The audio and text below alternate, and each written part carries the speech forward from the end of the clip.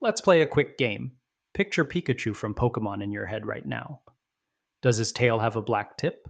Now think of the Monopoly Man. Does he wear a monocle? And finally, what is the most famous line from Star Wars? I bet you're thinking, I am your father. well, what if I told you? Your brain is lying to you right now. Pikachu's tail is entirely yellow. The Monopoly Man has never worn a monocle. And Darth Vader actually says, "No, I am your father." If you got these wrong, don't panic. You aren't crazy, and you didn't accidentally slip into a parallel universe.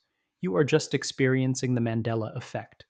Today, we are going to dive deep into how our brain literally invents memories that never happened, and why we defend them so aggressively. So, why is it called the Mandela Effect? The term was actually coined by a paranormal researcher named Fiona Broome back in 2009.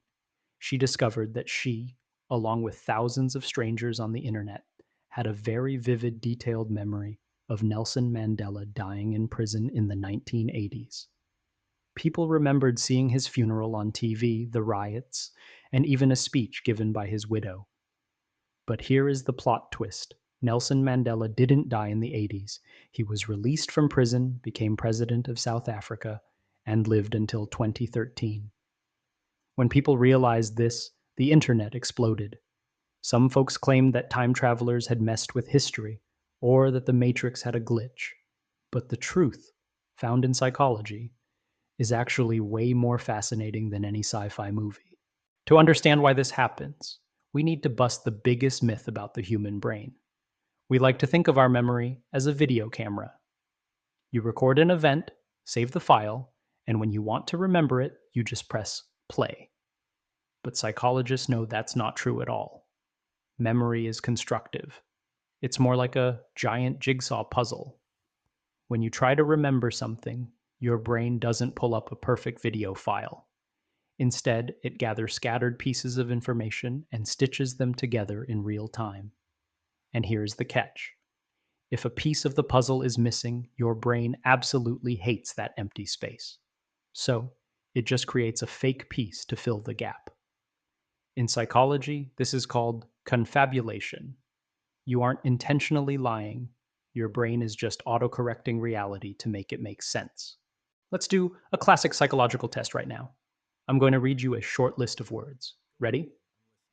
Bed, rest, awake, tired, dream, blanket, slumber. Okay, was the word sleep on that list? Think about it. Most people will swear that they heard the word sleep, but if you rewind the video, you'll see it wasn't there. This is a real study known as the DRM paradigm because all those words are related to sleeping. Your brain expects the word sleep to be there, so it basically hallucinates the memory of me saying it. Now, imagine this happening on a global scale. We see a rich old banker with a top hat in Monopoly, and our brain thinks rich guys in the 1920s wore monocles. Boom. A false memory is born, and when we find out other people remember it the exact same way, social reinforcement locks it in. If everyone thinks it's true, our brain decides it must be true. So, the next time you get into an argument with your friend or partner about something you both clearly remember differently, just know that neither of you might have the real version of the story. The Mandela Effect isn't a glitch in the Matrix. It's just proof that our brains are incredibly creative storytelling machines, rather than perfect hard drives. Tell me in the comments below, which Mandela Effect blew your mind the most? Was it Pikachu's tail, or maybe the Kit Kat logo? Let me know. Hit that like button if you learned something new, and subscribe for more mind-bending psychology. See you in the next video.